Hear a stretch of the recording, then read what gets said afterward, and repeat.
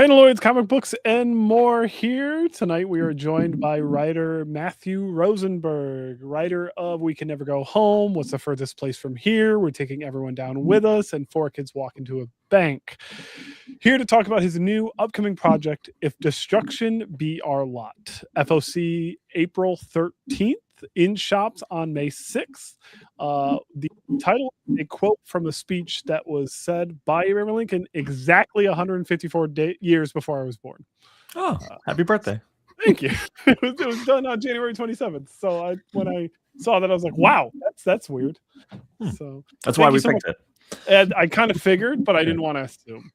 So Nice. thank you so much for coming on, Matt. No, thanks for having me. I'm giggling because you did the thing that most of the podcasts won't do, which is read off all of the credits to all of my stupidly named books. I love it so much. I love all the names that you've come up with. I also like it, but I don't have to say them out loud very often. And so watching people really struggle and fumble and be like, all right, I got to do that again, is like such a joy for me. And you did it first try, perfect, flawless. So it's one of the things that we get a lot of.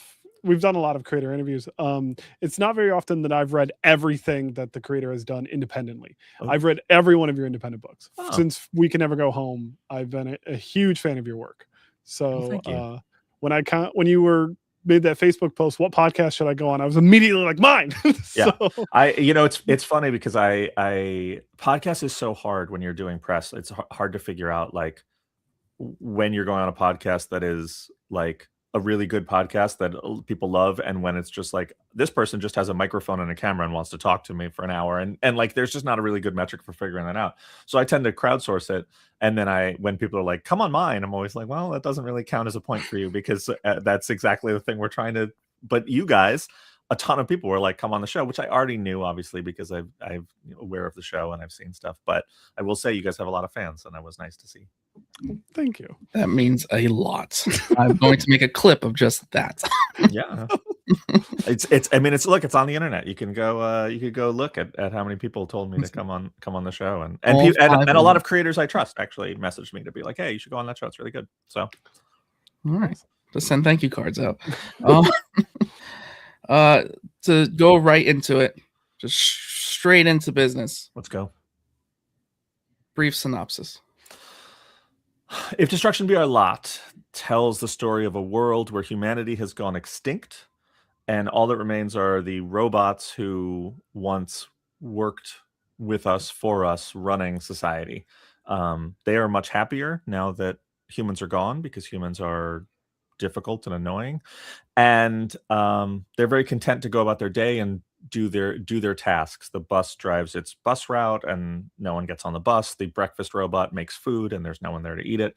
But one robot is not content, and that is the animatronic Abraham Lincoln, who has wandered out of a theme park, and he is convinced that there must be some greater purpose to his life. He feels like he's missing something. He feels like he has no meaning. He feels very lonely, and this book is his quest to try and find his purpose, make a friend, and maybe accidentally save the world along the way. That was good. You could well, it's this is not my first podcast of the week. If you want to go back and search, you can see me do that exact same thing, but very badly 4 days ago. This is how it works. By next week, it's going to be like amazing. I'm not even going to talk about the book. It's going to be after FOC. I'll stop talking about the book for the rest of my life next week. So Jeremiah, I see you changed my question. I did change your question, and you didn't read it. What you intended. I don't know who you think you are here, but wow. Jeremiah wanted to know the combination of drugs that basically inspired the story here. Okay, that combination of drugs is whatever the drugs are that is in chocolate milk, which I like caffeine, I guess, very small amount of caffeine. True, yeah. And I don't. I'm straight edge, so I don't do any drugs. So it's all just from me. I will say though, the question is very valid because a lot of people have been like, where did you come up with this idea? And when I start to talk about it, I sound like I was on drugs, because I'm like, I went out and, I like to go out and walk around late at night, clear my head. I'm a wanderer, and I walk around New York City, and while I was doing that late one night, I just the wording makes it sound bad. I had this sort of vision pop into my head of the animatronic Abraham Lincoln wandering the same streets, but there's no humans left. And it made me laugh. And I'm not one of those writers. I'm not, I don't know how Alan Moore's brain works. I don't know how Grant Morrison's brain works. But I think those guys, when they say I had a vision, you're like, oh, of course. When I say it, it sounds really weird. I'm not a wizard. And so like I don't have visions a lot.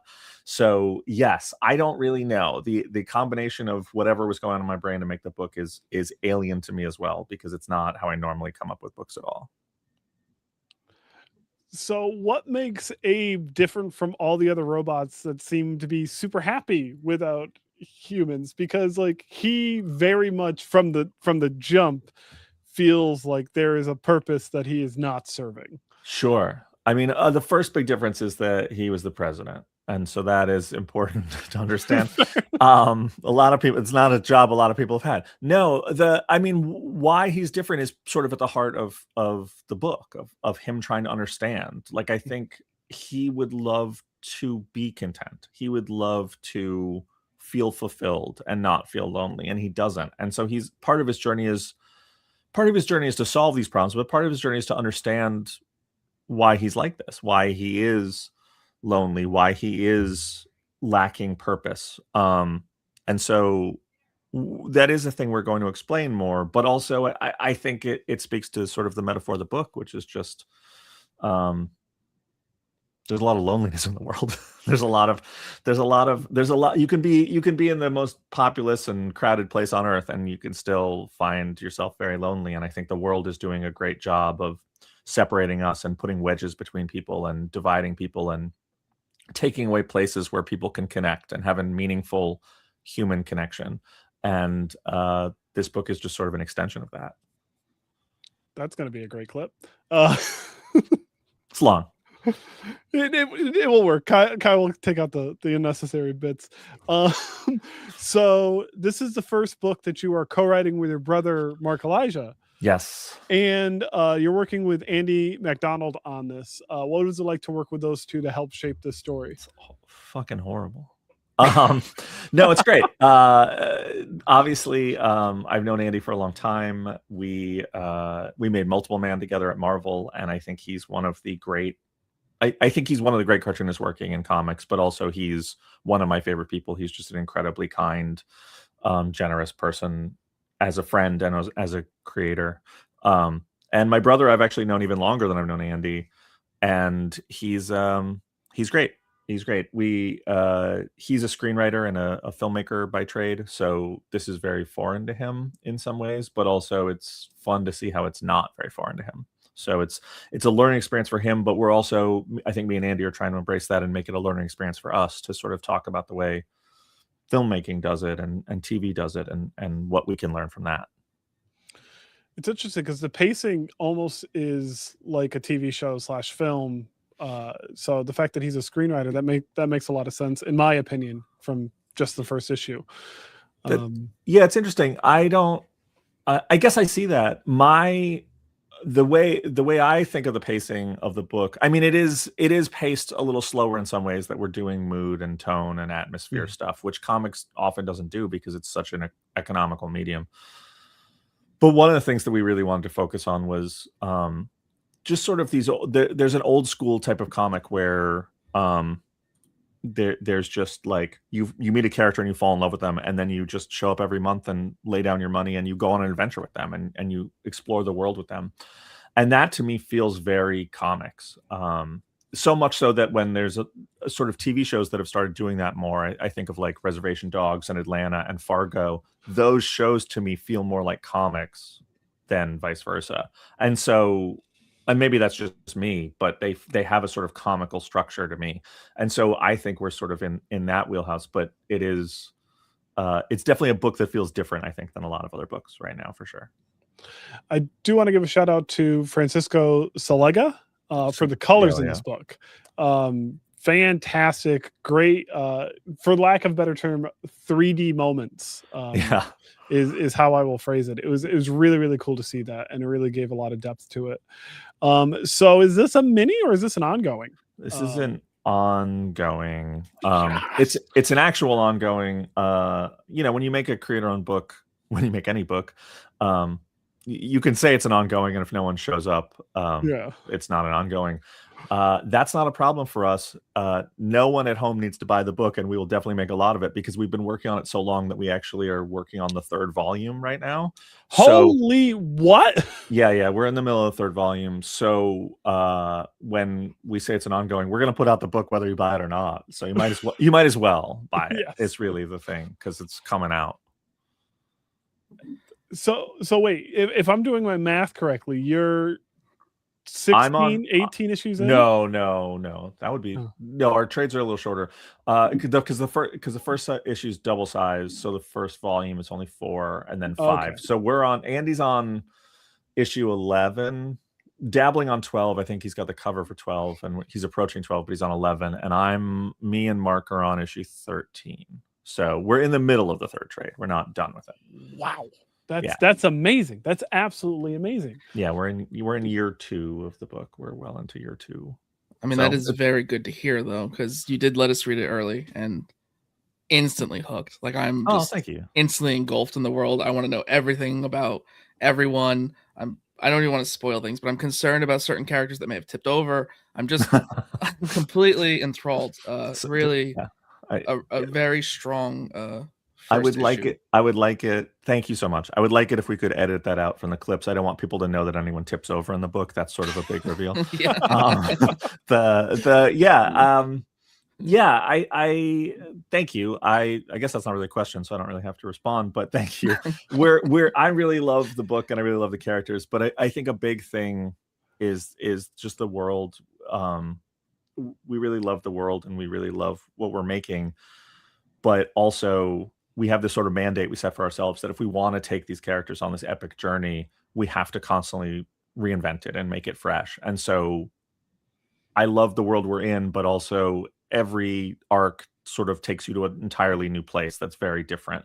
And so we're going to see all this other stuff that like you don't necessarily think about in the first issue, or you don't see. So there's all this other stuff we're building that is really exciting, and Andy and Francesco like just absolutely destroying it on art, just dominating in a way that I think they're gonna end up being a lot of people's favorite art team of the year. I think they're mind blowing. I show the stuff to a lot of other artists, and they're just kind of in awe of what those guys are doing. By issue 5 and 6, they're kind of on their own level that not a lot of people are on. That's amazing to hear. That's really exciting. I think so. Apple TV. Maybe Adam Driver playing Abe. You know what's funny is that Adam Driver was discussed. We discussed like I don't ever think about that stuff. Like I never think about like casting. I'm just like I think about the comic, but because my brother is a film guy, and there was a point when we started working on this, he wanted to make it as a movie, and I wanted to make it as a comic, and I won. But there were talks early on of like, well, what would it be as a movie? And I was like, well, he's Adam Driver, right? Like we have to make him Adam Driver. And then I was like, Adam Driver's in the Lincoln movie. And my brother was like, but he doesn't play Lincoln. And I was like, well, that's why it's even better. Like he's graduated up. And then my brother was like, I think it's Keanu Reeves. And I was like, oh, Keanu Reeves as Lincoln is pretty good too. And I was like, Keanu Reeves spent a lot of time with Lincoln in Bill and Ted's. So both of these make sense to me. Both of these actors have spent a lot of time around Abraham Lincoln. They're friends with him, so they get it.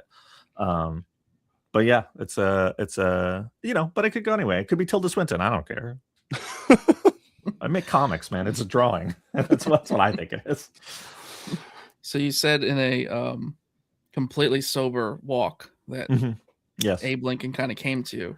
But what really made you choose for him to be, from our perspective, the main character, or at least his robot counterpart? Other than the badass quote that you took for the title. Yeah, the quote did come later. There was a big debate on what to call the book, and I was starting to tell people what the other name was that we were going to call the book, and then it's possible that we're going to go and do something really fun with that name later on. So is it more or less words? It's the same. I had to count. What you don't see at home is my hands below here counting. I'm not sleeping a lot these days, guys.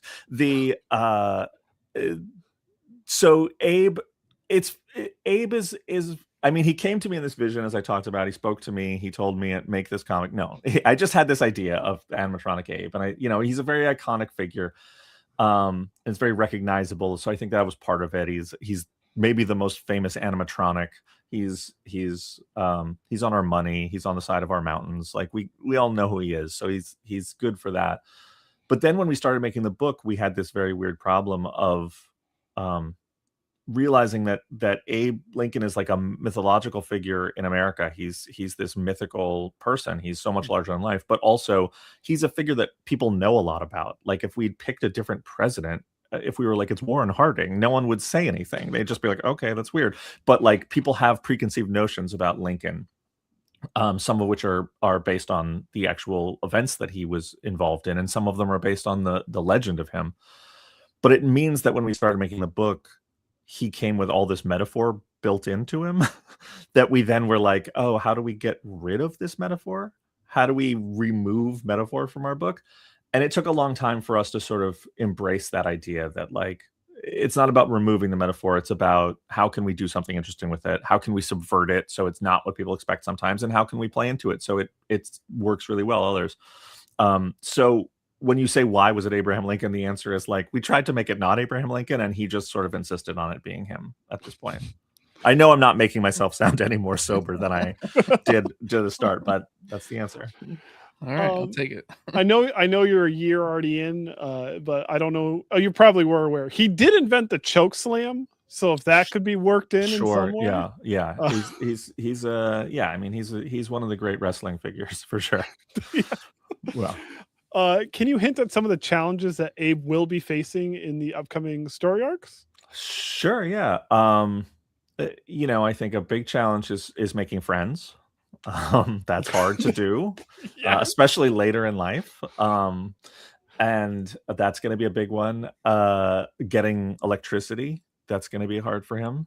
No, I mean, all of that is true. None of that was not true. The big thing for Abe always is that he is sort of a man out of place. He is torn between, he's the only robot that looks like a person, but he's not a person, so that he identifies sort of in one way, but then kind of identifies in another group, and the robots don't like him because he looks like a person, and so he doesn't have a place. And so I think the biggest thing for him is finding that place, but on a more micro level, some of the challenges he faces, there's like a weird cyborg thing that eats robots that comes for him. He runs into a giant structure that is maybe taking over the planet, and he doesn't know its motivations, and it maybe wants to consume him or maybe wants to be friends with him, and so he has to negotiate that. He's having hallucinations and visions of things, and so he's haunted by that, and he's worried he's malfunctioning, and he doesn't know how to get repaired. The robot police want him arrested and turned into scrap because he's sort of a heretic, because he talks about humanity, and that's not something they want to talk about, and so he has to survive and escape from the scrap yards. So all that is stuff that's sort of in the book. There's a lot more. I mean, it's a lot of just like he's going on this epic journey to discover things, and he's going to run into a lot of weird stuff. So I think the easiest way to say it. I'm excited to come along for the ride with him. I've never related to a robot before, so this was a fun time to. Is it just the height, Jeremiah? Well, not only are me and Lincoln the same height, we have the same disease. So we both had Marfans. He had Marfans. I have Marfans. Yeah. And just everyone not liking him. That's what I was. Wow. That's what I was relating to. All right. It's funny because when we started making the book, like I was like, I don't really know how to make a robot who just talks in Lincoln quotes. Like, I don't know how to make people care about him. I mean, he doesn't just talk in Lincoln quotes, but he brings up Lincoln quotes a lot. Oh. Which is, kind of an annoying thing to do. It doesn't matter if it's Lincoln or Will Ferrell. It's like an annoying thing to do it all the time, but he's doing it, and so I had a lot of trouble when we started making him someone that people would care about. And then I realized that like that's part of the Lincoln of it, is that we have these sort of ideas about Lincoln, that he's honest to a fault, that he's a very empathetic person. He was a person who cared about other people greatly. And I was like, oh, in a lot of ways, he's this like ideal person that we think of. He's this mythical person in America because he is such a iconic person, but also he was very troubled, and the events of the Civil War weighed on him. The events, the slavery weighed heavily on him. And so he's a tragic figure too. And I think those things make him inherently relatable, even though he's not human, because he is experiencing those things by design. And that's hard to do. For anyone hard for that to be your natural state. And when you realize that you were made to be those things, it's even harder. That's a great clip. So you do like to talk in tangents. This one, I'm going to limit you a little bit. Okay. All right. So give me 3 when we get done with the question. All right. All right. 3. Because I know you're a big punker. So music was a huge part of What's the Furthest Place from Here. You guys did those really, really cool vinyl releases along with the issues. What are 3 songs that are on Abe's playlist? Abe's playlist. It's going to be a lot of classical. It's going to be a lot of, and I would put some bluegrass in there. Oh yeah, there you go. That sort of makes sense to me. What they are, I think Abe is going to go sort of classical. I think he's going to go kind of Baroque, because that's who he is. So I'm going to say some Vivaldi, some maybe some Brahms, and then I'm going to go more contemporary for bluegrass, and I'm going to say Abe is going to be listening to it's not actually bluegrass, it's whatever. I think he's going to listen to some Uncle Tupelo. I think he's going to listen to No Depression by Uncle Tupelo. All right, that will be a good clip for Kyle. Yep, thank you. And obviously we get introduced to a lot of different robots in the first issue of If Destruction Be Our Lot. If you could add any other robot from any other IP, who would you add? Oh wow, that's a good question. There's a lot of great robots. My heart, the first robot I ever met is still my favorite, and so my heart has to go R2D2. I think Abe and R2D2 is a beautiful couple. After that, I think we could have a lot of fun with Mechagodzilla. There you go. So we're going different scales, but I don't know why my brain went right after this question. I was like, oh, Android 17 would be funny. Sure. Yeah, we gotta look.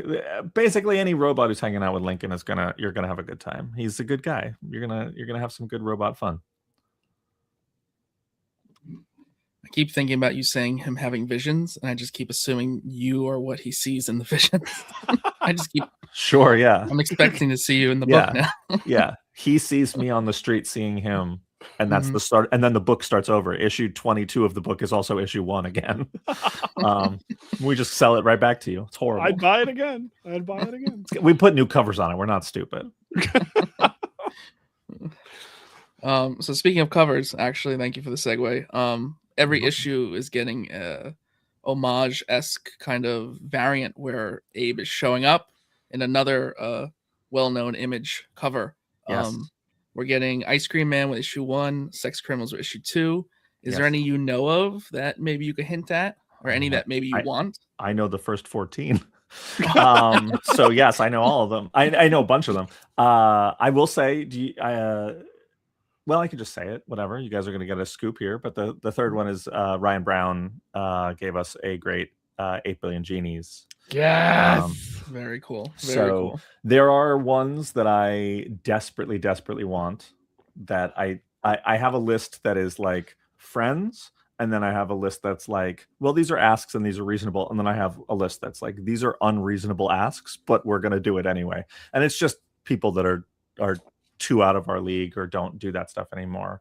So Savage Dragon, Eric Larson. I mean, Eric Larson, I definitely am going to email Eric. I'm a huge Savage Dragon fan, and I love Savage Dragon, and I think it would be a great cover. Eric obviously is a very busy man, so I don't expect him to do it, but I do want to reach out for sure. A Youngbloods Rob Liefeld would be hilarious as well. It would be awesome. I'm a lifelong Rob fan. I love everything Rob does, and I wouldn't be here if it weren't for him. So yeah, Youngblood is on the list. There's a ton that we have that are very fun and I think unexpected and weird, and then our list of ones we want is weirder even. So Kyle, I'm gonna jump in for a second before we get on to the next bit. So with all the different creator companies, why Image? Other than the obvious reason. What's the obvious reason? That it's the best independent company at the moment. I mean, I don't think at the moment. I think always. The Image, I wouldn't be making comics if it weren't for Image. I wouldn't probably still be a fan of comics if it weren't for Image. So in that regard, I'm very lucky to be here. But Image is, I used to say Image is the best place to make comics in the world, but I actually have changed that because I think Image is the best place to make art anywhere in any medium in the world. I don't think there's another company in film and television and in prose and in anything that's so wholly built on the idea of let creative people make exactly the thing they want, let them own it, let them reap all the rewards. That's it. That's the whole model of Image. Like, I love the curation. I think they put out amazing books. I'm proud to be on the shelf with every other Image release pretty much. And it's the company that kicked off my love for making books. It's the company that made me want to make comics, and it's the company that has given me the chance to have the career I want. So I don't see, it didn't even dawn on me to take this book somewhere else. Image is going to collaborate with that clip. No problem. I actually have a good question from the chat. Brandon Adams 42. How do the man-made bots treat the bots made by bots? So that's a really good question. Because it's been so long since humanity died, we have generations of robots now. There are robots who are obviously made by people and in the designs of people, and now those robots are making robots, and then those robots are making robots. And so we are getting further and further away on this evolutionary chain away from human hands and into a thing that doesn't really make sense to us. In fact, it's starting to not make sense to the robots. What the new robots are confusing and alien. It's not so much about how the man-made robots treat the robot-made robots. It's really, the question is the other way around. The robot-made robots are very alien, very strange, and a little scary. They're scarier than the regular man-made robots.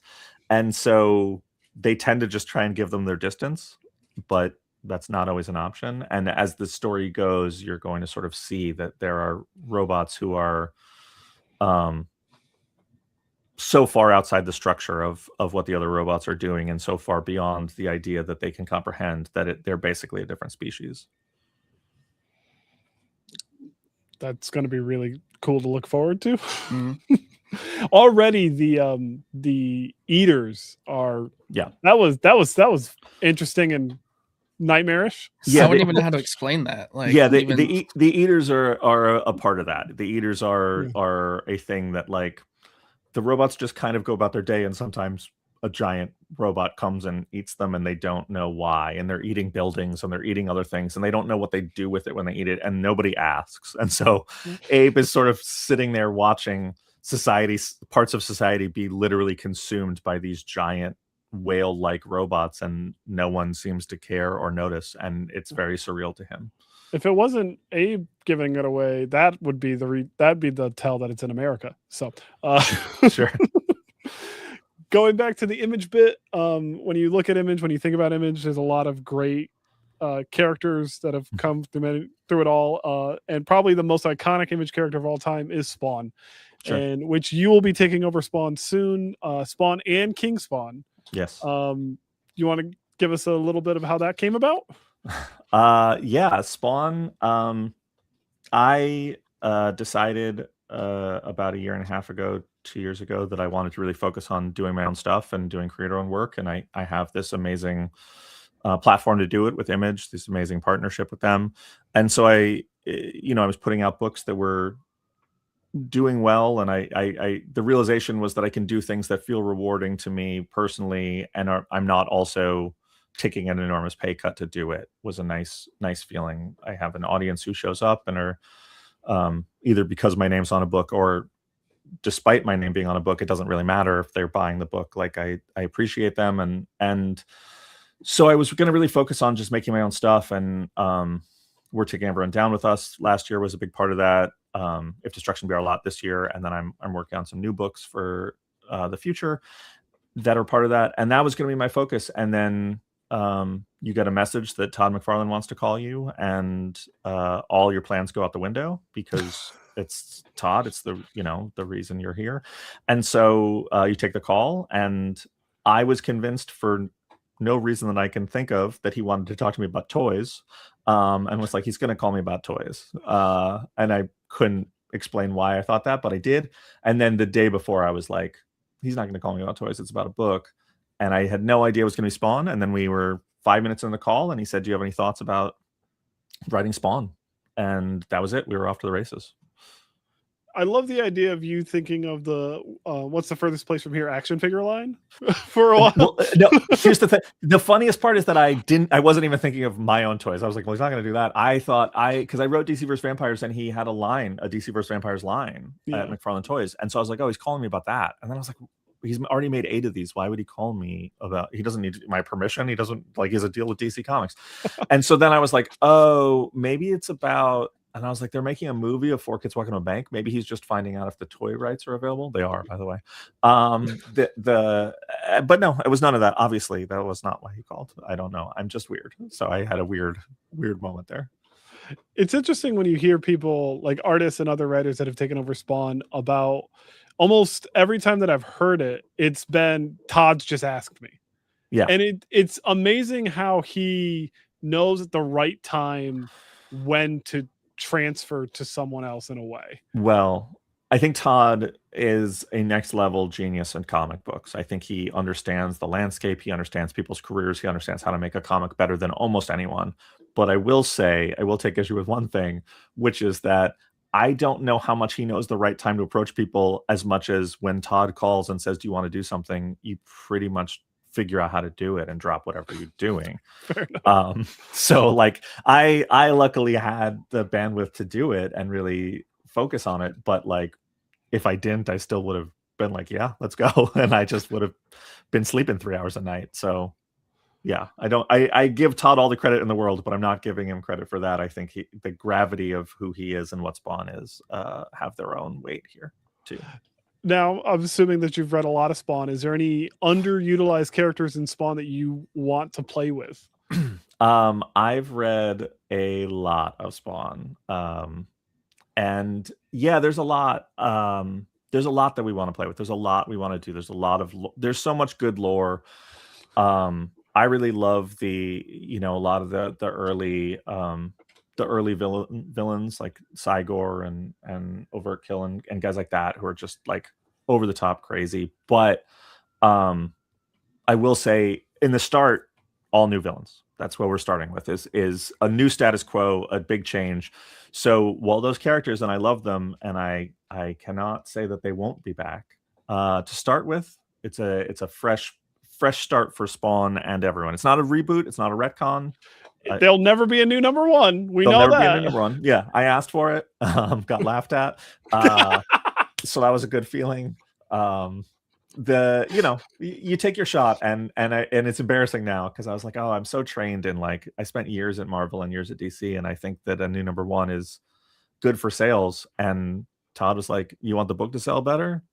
Make it better. And I was like, there you go. There's the challenge. Like I loved it. He's just, the way he thinks about everything is so inspiring and awesome. So yeah, no new number one.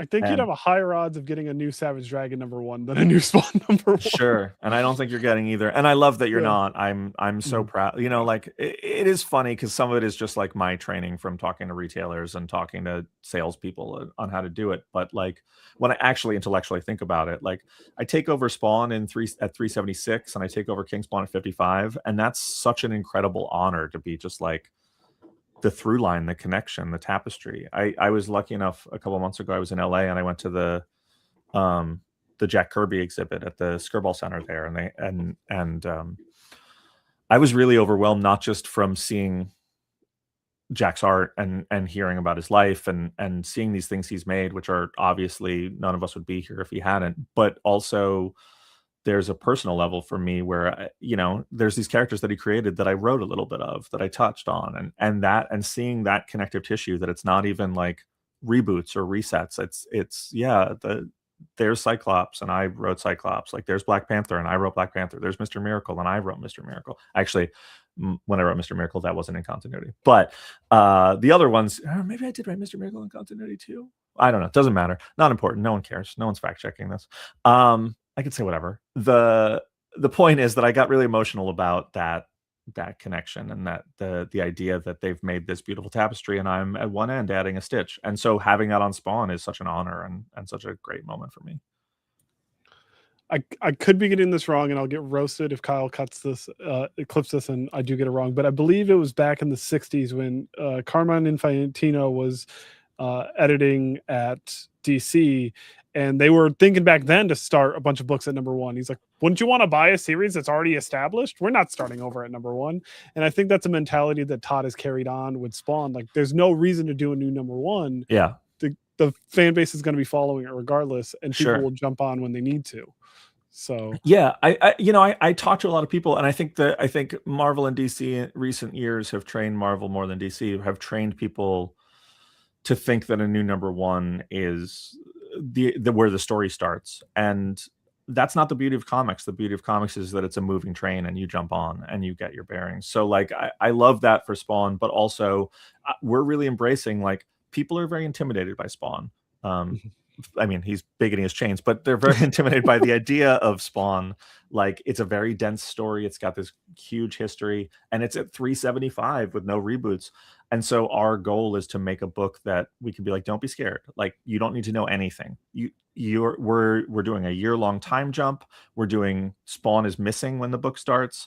And you're meeting all new characters for the first time, all new villains, all new protagonists. So you know as much as the person who's read every single Spawn comic. If you've never read a Spawn comic, you're on the same footing as someone else. So that's our goal, is to make it accessible and then ease people in so they can realize that the joy of comics is not just following a story every month, but also being able to go back and follow years before. And so that's my goal. Is I want to sell issues of my book, and I want to sell issues, compendiums of Spawn going back, 30 plus years.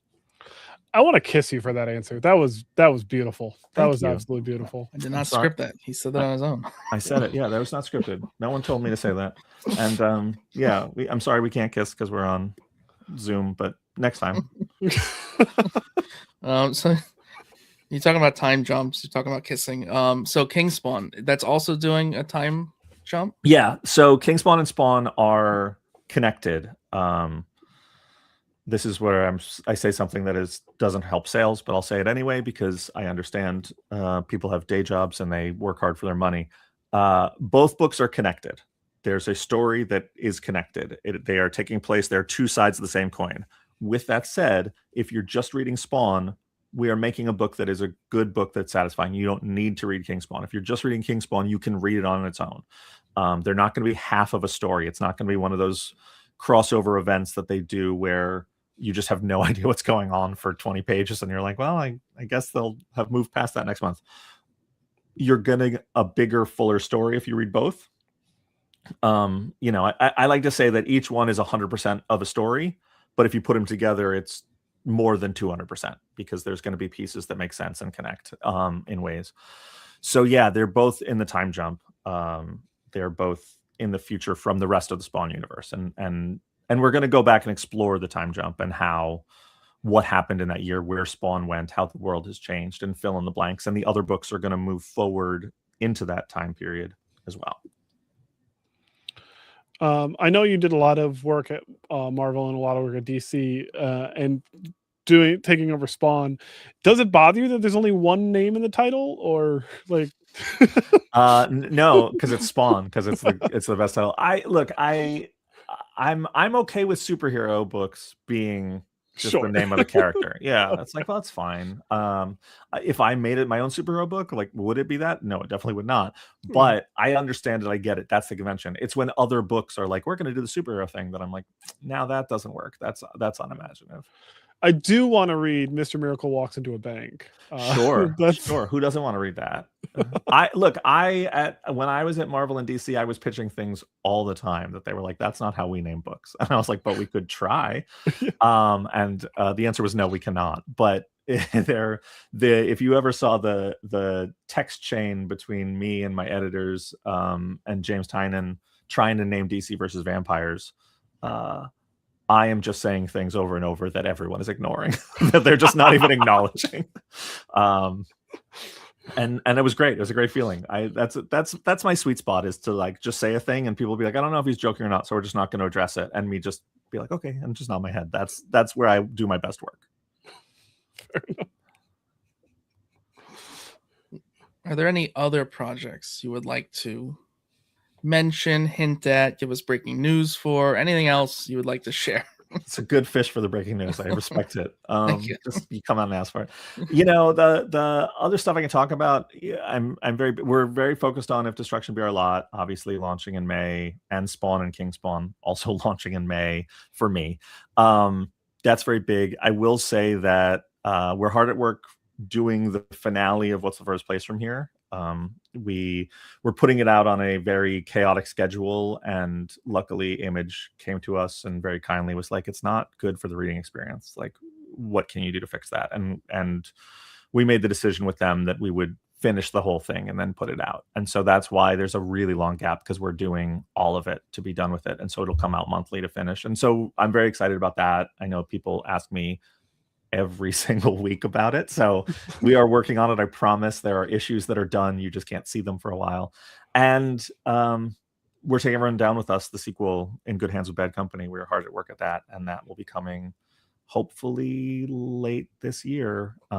It's very exciting. It's very fun. I turned in the first script. I've turned in a bunch of scripts now, but I turned in the first script to my editor, and I was like, I think this is funnier than We're Taking Everyone Down with Us. Like, I'm really happy with it. I think it's funnier. And my editor, Steve Fox, who's amazing, was like, yeah, also much, much darker. And I was like, no, it's got good jokes. And he's like, yeah, the jokes are fine.